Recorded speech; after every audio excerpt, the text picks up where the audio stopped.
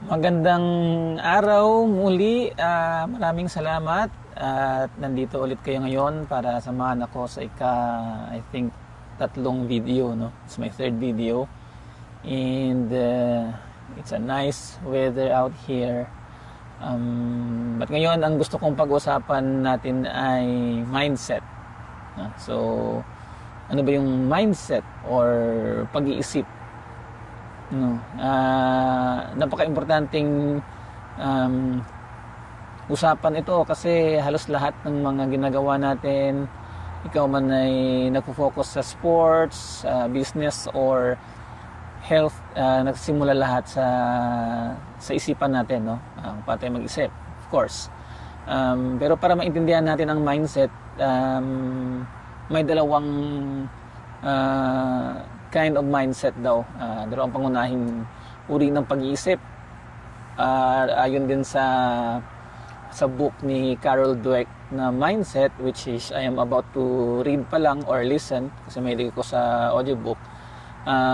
There are two kinds of mindset, yung fixed and growth mindset. So, alin ba tayo doon sa dalawa? So, ang fixed mindset, yun daw yung mga like halimbawa parang laging nag-iisip ng mga limitations, no? Limitado at laging nagbabago, or halimbawa pag may mga challenges sasabihin na hindi ko kaya yan, hindi pwede yan, imposibleng mangyari yan. So yun yung mga fixed mindset. On the other hand naman, pag sinabi mong growth mindset, yun ay nagfo-focus palagi sa how or sa improvement or sa solution, diba?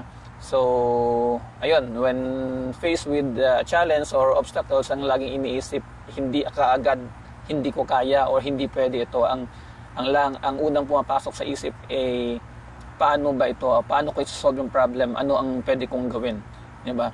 So halimbawa, I would like to give an example. Ako, when I joined ultramarathons, so I've been doing this for more than a decade na. So kahit na comfortable na, kahit na experience na ako, every time I step into the starting line, lagi akong kinakabahan talaga. So ano 'yon, automatic 'yon. Kahit na nakapag-train ako ng mabuti, or kahit na ilang beses na ako nakasali sa race na 'yan, parang automatic talaga yung kinakabahan ako. But always ang first thing na pumapasok sa utak ko, paano ko kaya tatapusin to? So yun kaagad. Even though may mga time na alam ko under-train ako, so imbis na isipin ko nako, under-train ako, kulang ako sa training, baka hindi ko matapos or mahirapan ako, ang unang pumapasok palagi sa utak ko under-train ako, ano kaya ang gagawin ko para matapos ko ito? Ano kaya ang adjustment or strategy or method or technique ang gagawin ko para matapos ko ito? So yung palagi ang pumapasok sa utak ko, no? And during the race, yun nga, pag meron akong ma-experience na mga obstacles, challenges, o kung ano man na mga nararamdaman, ang laging iniisip ko talaga, I don't easily think na ayoko na kasi masakit na, hindi ko na siguro kaya, sobrang sakit. Ang iniisip ko, ano kayang gagawin ko?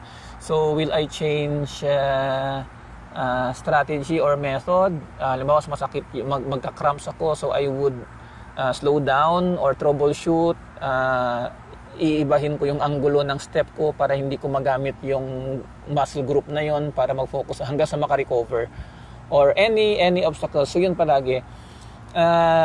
That's why I'm blessed naman na hanggang ngayon na lahat ng mga races na nasasalihan ko, kahit na medyo in the nick of time ay natatapos ko. I think it attributes to that kind of mindset.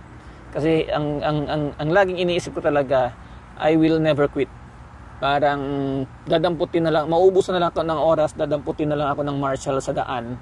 Pero hanggat hanggat nakakahakbang pa ako, gagapang ako, parang ganun. Hindi ako magsasabing ayoko na. Pag wala ng time, wala na akong magagawa, hindi ko na kontrolado yon. So that's the time na mag-quit ako or titigil ako, of course, 'di ba? So ayun. So kaya napaka-importante ng no, napaka-importante ng mindset sa atin, kasi kumbaga yun ang papatibay sa atin para magbigay sa atin ng yun nga para mag-determine ng kakayahan natin towards something, towards our goal, diba? So ito ang tumutulong sa atin para harapin yung mga hamon, yung mga challenges nga, manatiling consistent at i-push yung ating limitation. So ayun, so it's very important, no, to achieve a goal, yung mindset, and sa everyday life natin na ma-apply natin. So siguro ang may bibigay ko na mga like tips kung paano tayo magkakaroon ng growth mindset. Yun, we have to learn how to embrace challenges, 'di ba? Kasi yun ang nagpapatibay sa atin.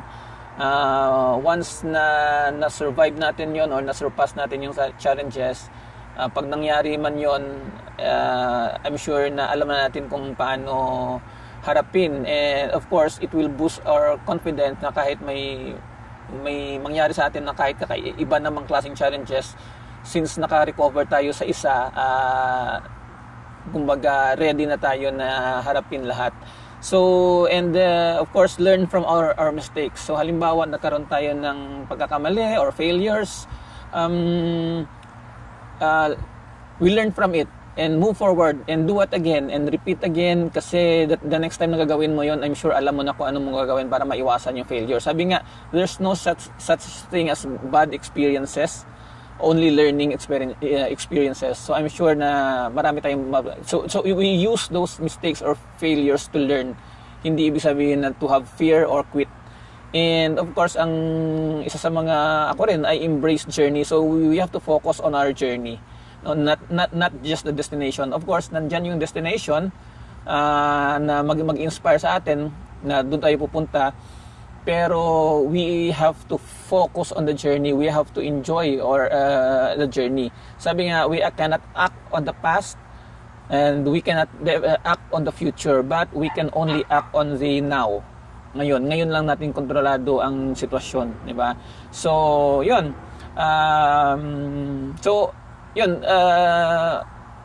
Sa daling salita, sa sportsman, sa negosyo, sa buhay natin, health and wellness, napaka-importante ang mindset para humubog sa atin sa future. Sabi nga, it's not about who we are, but who can we become, diba? At yung mindset ang malaking factor na makakatulong sa atin to reach out to reach our goals. So maraming salamat, and again, I hope nakapagbigay ako ng value.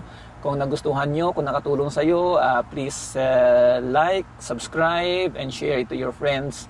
And see you on the next video. Maraming salamat at magandang araw.